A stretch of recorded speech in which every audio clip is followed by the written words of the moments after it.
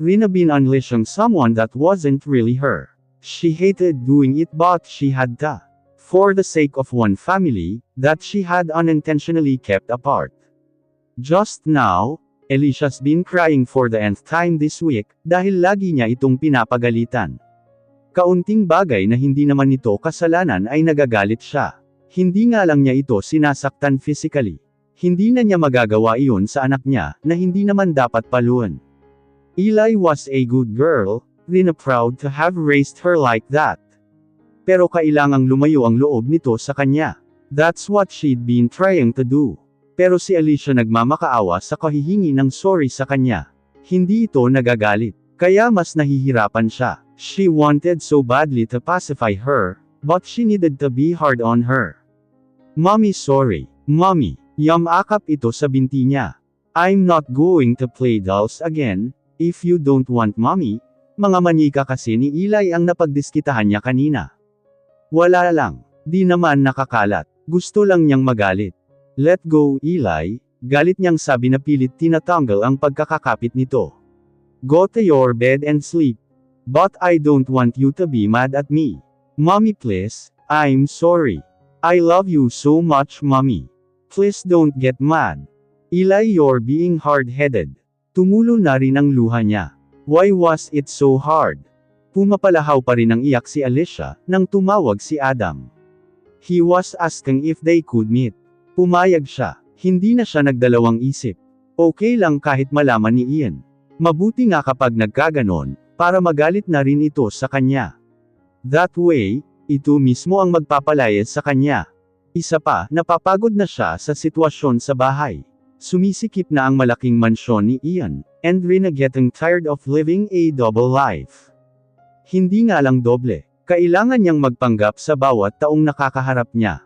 She had to appear strong for Olive, she had to be cruel with Alicia, and appear fine in front of Ian. But in all that, no one bothered to ask her true condition. Nobody cared enough to know how she really felt. Madali siyang nakaalis sa bahay. Tinaymangan niyang naka-assemble ang mga guards, para sa mga instructions ng head nila. Isa lang ang naiwang nagbabantay sa gate. Sa madaling sabi, nakatakas siya by wearing a maid's uniform. Thanks for coming Rina, si Adam na ipinaghila siya ng upuan. Medyo na late siya kasi nahirapan siyang makaalis ng subdivision. What do you want to talk about?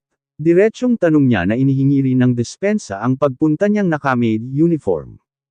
It's Dad. Yesterday, his doctor told him na hindi na siya magtatagal, sabi nito at alam niya na ginagawa nito ang best nito, para maging matapang. 6 months at the most, Rina, that's all he's got left. Have you already talked to Kuya? I'm sorry, sumakit ang dibdib niya sa kaalamang may taning na ang ama ni Ian. Pero anong magagawa niya? Ang dami-daming nangyayari ngayon. I'm sure aware ka. Napaka-busy ni Ian. Hindi ko siya makausap. Yeah it's Olive, right? Ngumiti ito ng medyo sarkastiko. Bilib din naman ako sa babaeng iyon. After what he did to my brother. He must have really loved her. Parang hiniwa ang puso niya sa sariling sinabi. The perfect girl is in front of him all along, and yet he still rushed for his ex's rescue. Ginagap nito ang kamay niya sa ibabaw ng mesa. How are you coping up? Ano ka ba? Okay lang ako. I knew that this time would come. Ian told me that I cannot stay forever. So yeah, I'm okay. Wag lang kumidlat at tamaan siya. Rina was confident she had said that with conviction. Tumango-tango ang kausap niya, at di na pinalawig pa ang issue. Bakit hindi niyo subukang lumapit ulit kay Ian? As if we can set foot in his house again. Umiling ito. I'm sorry for dragging you into this. Alam ko na wala ka namang kinalaman sa amin, pero ikaw ang aming inaabala.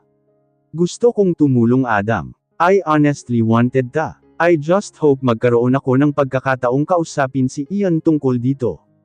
You live in the same house Rina. I'm leaving soon. She smiled bitterly.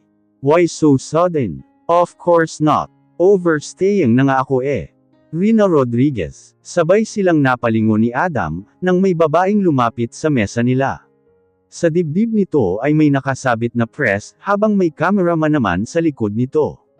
No, Si Adam ang sumagot na protective na tumayo, upang harangan siya. Please leave us. Miss Rodriguez, hindi pinansin ng babae si Adam. Totoo ba na may relasyon kayo ni Ian Sarmiento? Tiningnan siya nito na parang disgusted sa sarili nitong tanong, rinanuway. How timely it was. Naka-maid uniform pala siya. Ginagamit mo ba ang anak ni Mr. Sarmiento para mapalapit sa kanya? Alam mo ba na dahil sa'yo naghiwalay sila ng aktres na si Olive, na natagpuan kamakailang halos wala ng buhay? Sunod-sunod nitong tanong, kahit pa halos itulak na ito palayo ni Adam. Miss Rodriguez, totoo bang ikaw ang nag-utos sa hindi nagtagumpay na pagkawala kay Olive? Handa naman sana si Rina na wag na lang itong pansinin. Kaso sa huling sinabi ng reporter, ay nagpantang ang tainga niya. Siya ba? Tinangkang sakta ng sarili niyang kaibigan. Gusto niyang tumawa sa harapan nito, hanggang sa sumakit ang tiyan niya. But the reporter's words were like a painful stab in her heart. Saan galing ang akusasyon nito? Ganoon na ba siya kasama sa mata ng publiko? Siya na wala namang alam sa lahat ng nangyari. Please leave, pakiusap ni Adam. Rina Rodriguez, pilit pa rin ng babae. She was mad. Everything's getting out of hand. Hindi na siya pwedeng manahimik na lang. If Ian wouldn't stand up for her, then siya na ang gagawa noon para sa sarili niya. After all, she didn't need anyone in her life, then except for Eli. Kung kailangan niya ng magtatanggol sa kanya, she could be her own defender. What did you do that for? Halos pasiga na tanong ng frustrated at galit na si Ian kay Rina. What? Kinosenti niyang tanong. Don't play dumb with me. Siyempre alam naman niya ang tinutukoy nito, at naiintindihan niya kung bakit ito nagagalit. Why did you tell everyone that you're my maid? You know so well you are not just some maid. And then pretend that Adam is your boyfriend. Why are you even seeing him without telling me? Naunahan kasi siya ng inis niya kanina.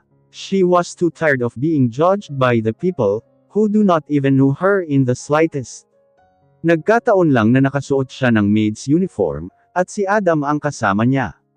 Ang problema, imbes na nalinis niya ang pangalan niya, she added lies to the story. Nakatulong lang siya ni Ian, at si Adam ang totoo niyang karelasyon. I don't have any obligation to tell you my affairs. Sinalubong niya ng parehong intensidad ang titig nito. He was mad ha, siya rin. Really Rina, you did this to me. Hindi nakaligtas sa dalaga ang bahagyang sakit na dumaan sa mga mata nito. You know how I feel about my brother. I trusted you. I'm sorry, yumuko siya. Guilty siya roon. Pero hindi naman niya sinasadya. Kahit naman sino, may boiling point din. But I needed to defend myself. Defend. Ulit nitong napasuklay sa buhok. I was trying to protect you Rina. But you still went your own way, and put the matter into your own hands.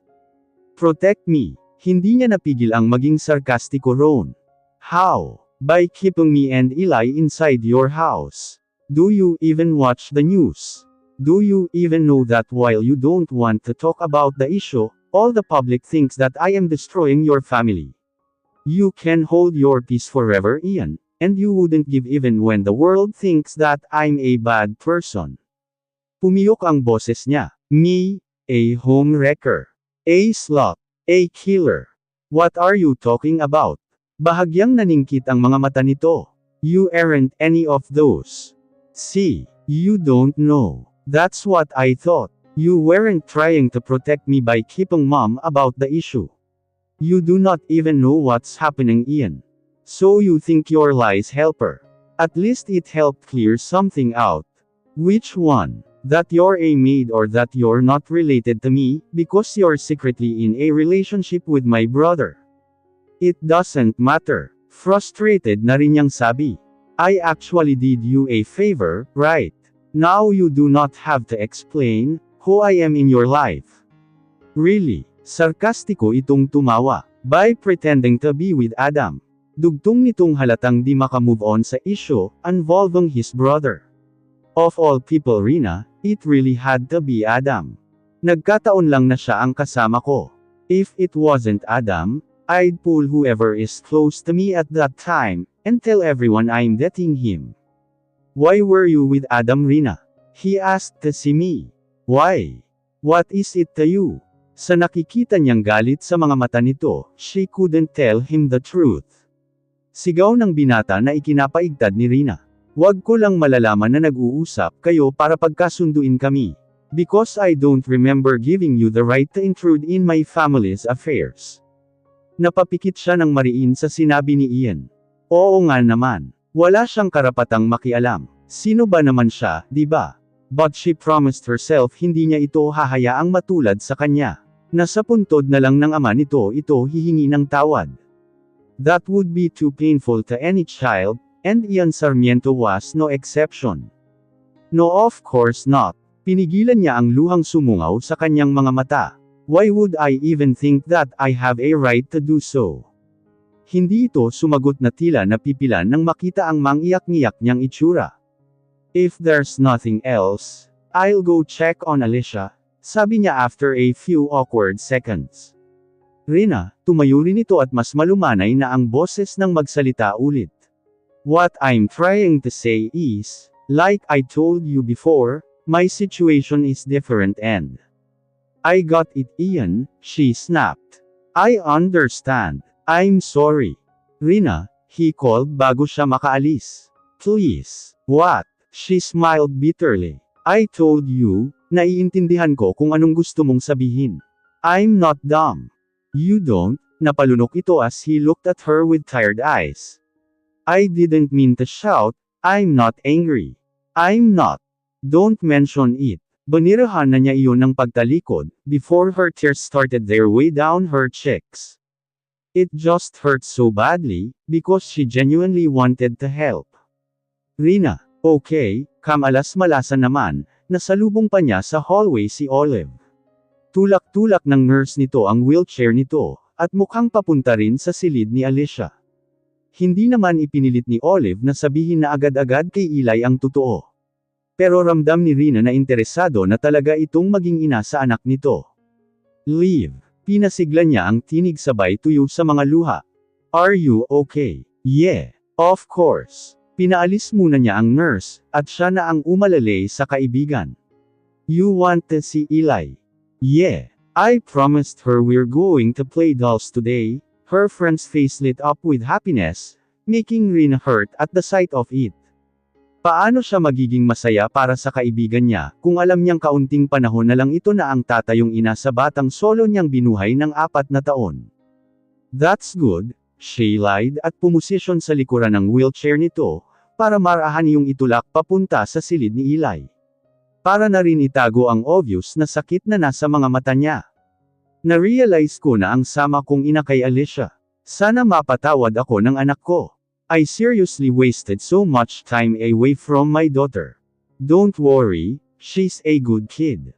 Yeah, thank you so much, Rina. Pagdating sa silid ni Eli, ay nadatnan na nila itong naglalaro, pero agad itong lumapit nang makita sila. Mommy, tumakbo ito sa kanya, at naghintay na lumuhad siya at kargahin ito, gaya ng lagi niyang ginagawa noon. But like what she'd been doing the last few days, hinayaan niyang makontento ito sa pagyakap sa kanya, na umaabot lang sa kanyang hita. Mommy. Hi Eli, bati ni Olive na hinawakan ang anak nito sa isang kamay, para kunin ang atensyon nito. Eli, Tita Olive is here. She said you're going to play dolls with her. Yes, but won't you join us, Mommy? Malungkot nitong tanong. No, I'm going to do something in my room. You enjoy with Tita, okay? Can we play in your room instead? Hopeful na tanong ni Alicia. Let's not disturb Rina Eli, si Olive. She's busy. Besides, I'm here. Nagpahinuhod na lang ang bata, pero bilang tumayong ina at ama nito mula sanggol ito, alam ni Rina na hindi ito masaya.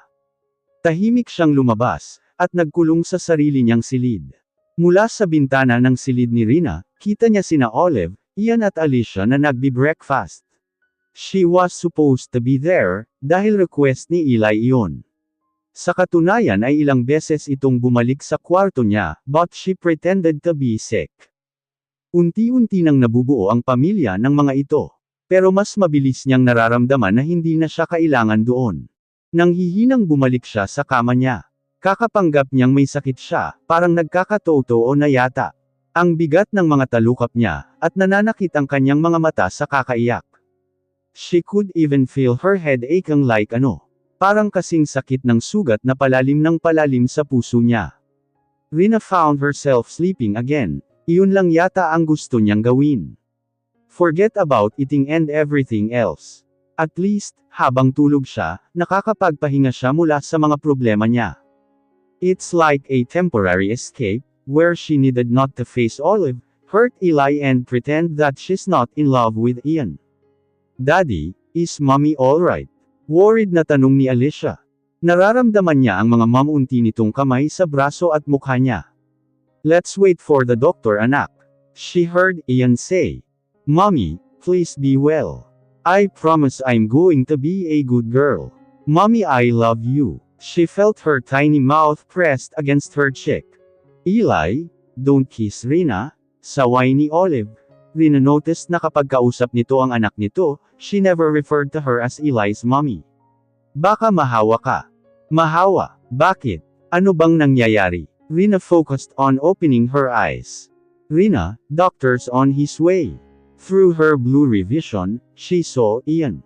Nasa noo niya ang isang palad nito, like he was checking her temperature. Bakit niya kailangan ng doktor? Sinikap niyang isipin kung bakit. Baka nananaginip lang siya, at kailangan niya lang gumising, dahil ang huli niyang naaalala ay natulog siya. Rina gave up. Masyado na siyang pagod. Nang muling magising si Rina. Nasa kwarto pa rin niya si Olive, she was beside the window looking outside. Liv, mahina niyang asal, bababa dapat siya sa kama niya, nang mapansin ang swero sa kanyang kamay. Nagtatanong ang mga matang tumingin siya sa kaibigan. Rina, nilapitan siya nito, mukhang kaya na rin naman nitong ipag-ulong mag-isa ang wheelchair nito. You're sick. Her eyes lacked concern, bagkus ay parang iritado pa ito. Sick. Ulit niya. Good plan, Rina, sabi nito na lalong nagpakunot sa noo niya. Don't play innocent. Sinadya mong magkasakit. Akala ko ba malinaw sa'yo ang usapan ninyo ni Ian? Ano itong ginagawa mo? Nagpapaawa ka. Para siyang sinugitan sa sinabi nito. She felt tears welled her eyes, pero bago tumulo ang luha niya, ay inunahan na siya ni Olive. Iiyak ka? She asked, mababa pero mariin ang mga salita ng kaibigan niya. Go ahead, para lalo kang kawan ng mag-ama ko. We're starting to be okay. In fact, yesterday's breakfast is the happiest time of my life. I also think that Eli is starting to accept that soon, you'll be gone in our lives. But you ruined it again. What are you saying, Liv? Alam mong tutupad ako sa pangako ko, nanginginig ang boses niya. Who was this woman in front of her? Paano nito nagagawang pagsalitaan siya ng masasakit, gayong kahit kailan, sa kabila ng mga ginawa nito sa kanya, hindi niya nakayang magalit dito. Then what's taking you so long? Bakit may nalalaman ka pang sakit-sakit? I want you out of our lives as soon as possible. Parang batang tila gustong-gusto na nitong magsisisigaw sa inis at pagkainip. What's with the sudden change of mind, Liv? You didn't want them? Bakit ngayon? Kung makaarte ka, parang inaagawan ka. Hindi na niya napigilan ang sarili niya. Of course I want them. Napalakas na sabi nito. No, Liv. Alam mo sa sarili mo na hindi mo sila pinili. I hate you, Rina. You're just supposed to take care of them for me. Not act as if you own them. Ha! Napanganga na lang siya sa pinagsasabi nito. Wala naman silang usapan noon, at lalong hindi nito ibinili ng mag-ama nito sa kanya. She left them. Halos sigurado si Rina na kung malakas ito at nakatayo, ay susugurin siya nito para saktan. Luckily, limitado ang mga kilos nito. Please leave, Rina, pakiusap nito. I want them back. At habang nandito ka, hindi sila babalik sa akin.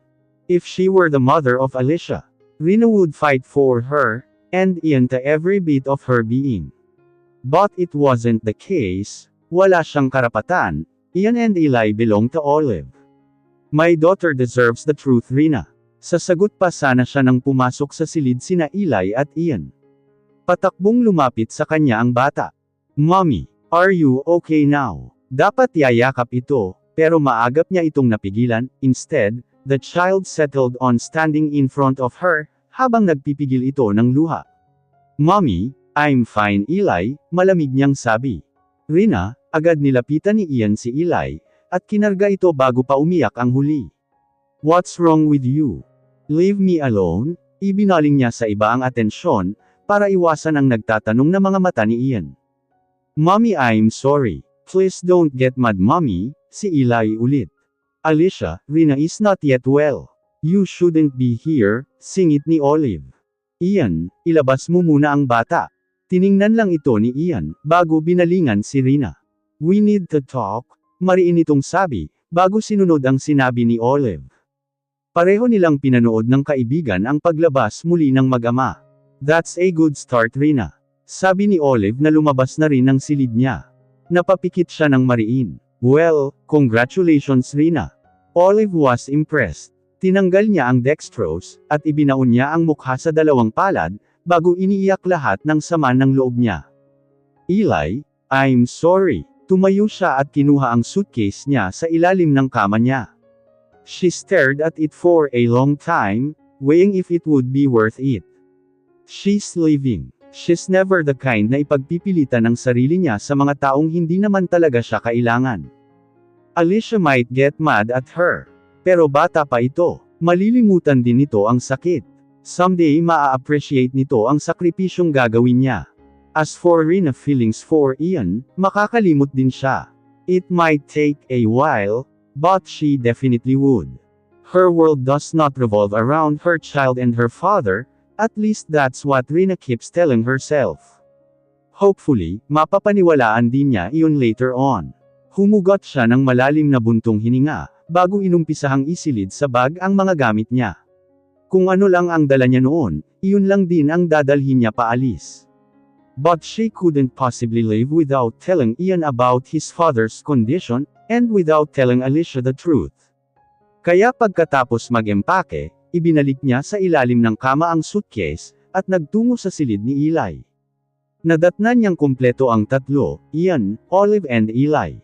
At hindi siya natulungan ng eksenang inabutan niya.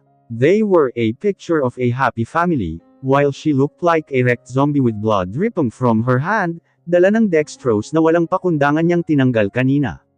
Funny thing was she couldn't feel the pain anymore. "Mommy," si Eli ang unang nakakita sa kanya, agad itong lumapit sa kanya.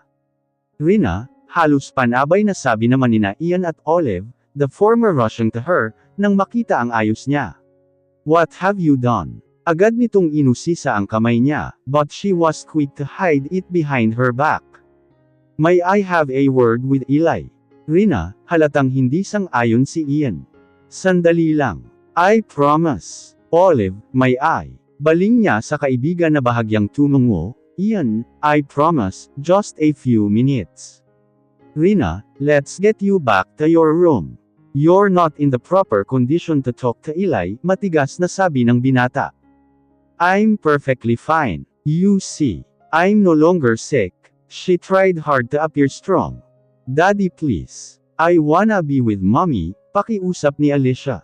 "Okay, but I'll stay." "No, please. Just Eli and I." Wala na ring nagawa si Ian. Kaya a few minutes later, nakaupo na siya sa kama ni Alicia, habang kondong niya ito, at nakayakap sa kanya. "Eli," umpisa niya, "there's something I need to tell you. But first I want you to always remember that I love you so much." "I love you so much too mommy." Lalong humigpit ang yakap nito. "I'm sorry anak. Please, don't ever think that I hate you. I could never ever hate you, and in my heart you will always be my daughter." Kumalas siya sa bata at ikinulong ang manti nitong mukha sa mga palad niya. "Napakaswerte ko dahil nagkaroon ako ng pagkakataon na maging mommy mo. Kahit uulit-ulitin ko man ang buhay ko. I will always choose to have you Eli. But if I would be given the chance to change how I'm gonna have you, I will choose to carry you in my belly for 9 months, and be the one to give birth to you." She paused to wipe Alicia's tears, as her child stared back at her with so much pain in her eyes. "I love you so much Eli. I wanted so badly to be your mommy. You are my mommy, muli itong yamakap ng mahigpit sa kanya. Alicia, listen to me, pinilit niya itong kumalas sa kanya.